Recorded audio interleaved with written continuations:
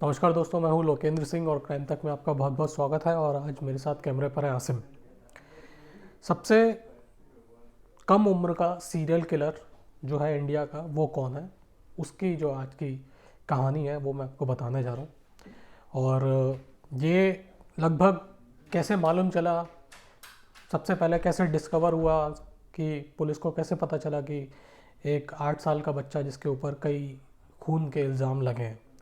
शुरुआत होती है साल 2007 से, क्योंकि ये एक बच्चे की, नाबालिग सीरियल किलर की कहानी है। तो इसमें हम ना तो उस ज़िले का नाम आपको बता सकते हैं जहाँ का ये बच्चा है, और ना हम आपको उसका नाम बता सकते हैं, और भी कोई हम लोग उसकी पहचान आपको नहीं बता सकते।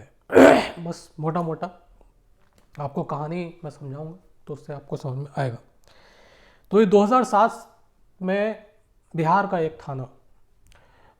एक थाने का फ़ोन लगातार बज रहा है। नॉर्मली बड़ा शांत टाइप का थाना था, ज़्यादा अपराध वगैरह होता नहीं था। लगातार फ़ोन बज रहा है, पुलिस वाला फ़ोन उठाता है, पूछता है क्या है। उधर से दूसरी तरफ से एक गांव है, छोटा सा गांव। वो बताता है फ़ोन करने वाला कि मैं उस गांव से बोल रहा हूँ और हमने एक अभी सीरियल किलर पकड़ा है। अब पुलिस जब सुनती है सीरियल किलर पकड़ा है, तो पुलिस का अभी लगता है कि ज़्यादा सवाल वो पूछती नहीं, और बिना सवाल पूछे वो जितना भी थाने में लोग मौजूद होते हैं लाभ लवाजमा, उसको लेके उस गांव की ओर निकल जाते हैं जहाँ से फ़ोन आया था। पुलिस की टीम गांव पहुँचती है, और जब वो गांव पहुँचती है तो वहाँ पे जो सीरियल किलर होता है उसको देख के पुलिस चौंक जाती है। वो इस वजह से चौंक जाती है कि वो सीरियल किलर जो होता है वो एक 8 साल का बच्चा होता है। पुलिस देखती है, और पुलिस पहले तो जो फ़ोन करने वाला होता है उसी को धमकाती है कि क्या मजाक तुम कर रहे हो, ये 8 साल का बच्चा तुम सीरियल किलर बता रहे हो।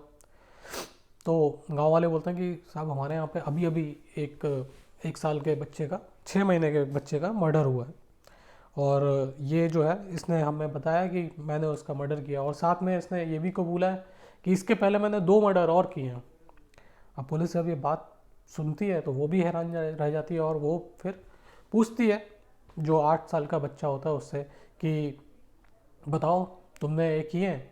तो बोलता जी हाँ मैंने किए हैं, आपको मैं जहाँ पे मैंने बच्ची जो है 6 महीने की उसको मारा है वहाँ पे भी ले जा सकता हूँ। और बिल्कुल उसके अंदर कोई डर वर कुछ नहीं था, बहुत कोई रिमोर्स नहीं था। रिमोर्स तो खैर 8 साल के बच्चे को समझ में आता भी नहीं है, लेकिन हाँ पुलिस को देख के डर जरूर लगता है। अगर कोई बच्चा होता है पुलिस वालों को देख के डरता है, लेकिन उसके माथे पे कोई शिकन नाम की चीज़ नहीं थी। और वो पुलिस को लेके गया और एक जगह पे ले जाके उसने दिखाया जहाँ पे 6 महीने की एक बच्ची, जिसका सर कुचला हुआ था ईंट से पूरी तरीके से, उसके ऊपर सूखे पत्ते और कुछ मिट्टी जो थी वो डाल रखी थी। तो वो 8 साल का बच्चा उसको वहाँ पे, पुलिस को वहाँ पे लेके गया, और जो बरामदगी थी वो करवाई। अब पुलिस ने, क्योंकि मौके से लाश भी मिल गई थी और लोगों ने भी पकड़ा था उसको, जब वो बच्ची गायब हुई थी तो लोगों का, जो गांव के लोग थे उनको उसी पर शक हो रहा था, क्योंकि 2 बच्चे गांव से पहले भी गायब हुए थे, और वो किसी न किसी तरीके से इन दोनों बच्चों से भी जुड़ा हुआ था। तो पुलिस ने, गांव वालों ने इसे एक तरीके से रंगे हाथ पकड़ा था, और गांव वालों को ही इसने पहले जो बच्ची थी उसका पता बताया था कि मैंने उधर ले जाके मारा है इसको। और उसके बाद फिर पुलिस की टीम भी जब पहुंची तो सारा चीज़, मौका मुआयना था, सबूत था, और जो अपराधी था, अपराधी भी नहीं बोलेंगे, वो जुवेनाइल है जिसने बच्चे को मारा था, वो भी मौजूद था, 8 साल का बच्चा। पुलिस बच्चे को अपने साथ थाने ले जाती है, और थाने ले जाके पूछती है कि क्या क्या किया तुमने, कैसे किया, इस बच्ची को, 6 महीने की जो बच्ची थी, क्यों मारा, क्या था। तो वो पहले तो कहता है कि देखो मुझे तो पहले भूख लग रही है और पहले मुझे बिस्किट खिलाओ। पुलिस एक तरफ तो हैरान परेशान कि 8 साल का बच्चा, 3 3 मर्डर किए हुए उसने, और वो भी जो मर्डर किए हैं वो भी बच्चों के किए हैं। जैसे इस मामले में 6 महीने की बच्ची का किया, एक 1 साल की बच्ची का किया, और एक 6 महीने के बच्चे का किया, यानी 3 मर्डर 8 साल की उम्र में किए। 7 साल का जब वो था तो उसने पहला मर्डर किया था। तो पुलिस जो उसे बिस्किट विस्किट खिलाती है और उससे पूछती है कि अब बताओ तुम क्या है, कहाँ कहाँ तुमने मारा है। तो वो बताता है कि ये जो बच्ची है ये इसको प्राइमरी स्कूल में जो थी वो मिली थी, और बच्ची की जो माँ थी वो किसी काम से गई हुई थी और बच्ची को प्राइमरी स्कूल में वहीं पे सो रही थी बच्ची, तो वहीं पे उसको छोड़ दिया था बच्ची को इसने सोने के लिए। पीछे से ये 8 साल का लड़का वहाँ पे पहुँचा, इसने बच्ची को उठाया और खेत में लेके गया, और खेत में ले जाके इसने बच्ची के सिर पे ईंट से कई सारे वार किए। और जब इसको लगा कि बच्ची के अंदर कोई मूवमेंट नहीं है और बच्ची की सांसें जो हैं वो चलना बंद हो गई हैं, तो इसने मान लिया कि बच्ची मर गई है और ये बच्ची को वहीं पे छोड़ के वापस आ रहा था। और इसी दौरान जो बच्ची की माँ थी वो प्राइमरी स्कूल में पहुंची देखने के लिए बच्ची को, और बच्ची गायब थी। और ये प्राइमरी स्कूल के आसपास से ही गुजर रहा था, गांव में हो हल्ला हुआ तो गांव वालों ने भी देखा कि ये उसी तरीके से आ रहा तरफ से आ रहा, और इसके ऊपर 2 बच्चों के कत्ल का शक पहले से था। तो गांव वालों ने इसे तभी पकड़ लिया और तब पुलिस को इन्फॉर्म किया। तो इसने बताया कि मैंने उसको मार दिया और फिर मारने के बाद मैं अपने घर की तरफ जा रहा था तो गांव वालों ने मुझे पकड़ लिया।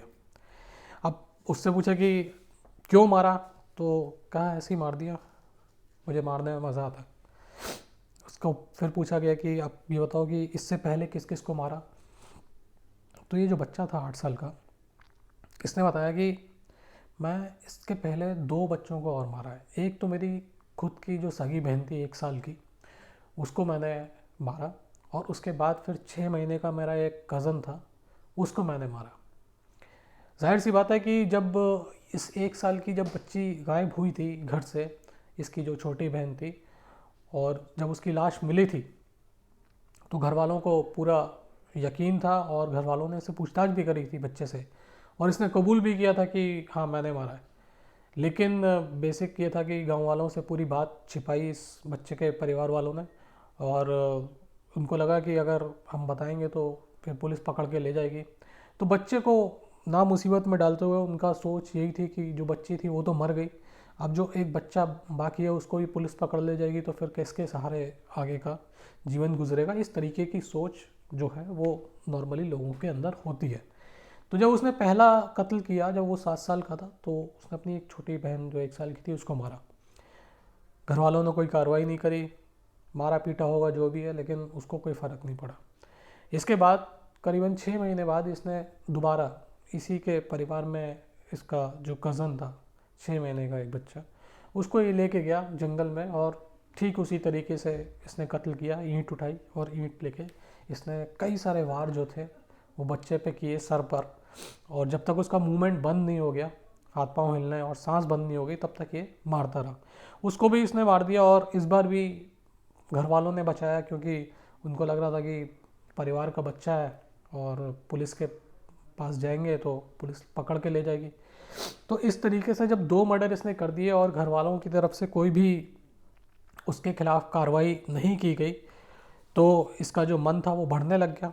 और जब मन बढ़ने लग गया तो इसने अब घर के केवल, पहले तो घर वालों घर के बच्चों को ही मारा था, लेकिन अब बाहर का जो बच्चा था उसको भी इसने अपना निशाना बनाया। लेकिन इस बार गांव वाले जो थे उसने पकड़ लिया।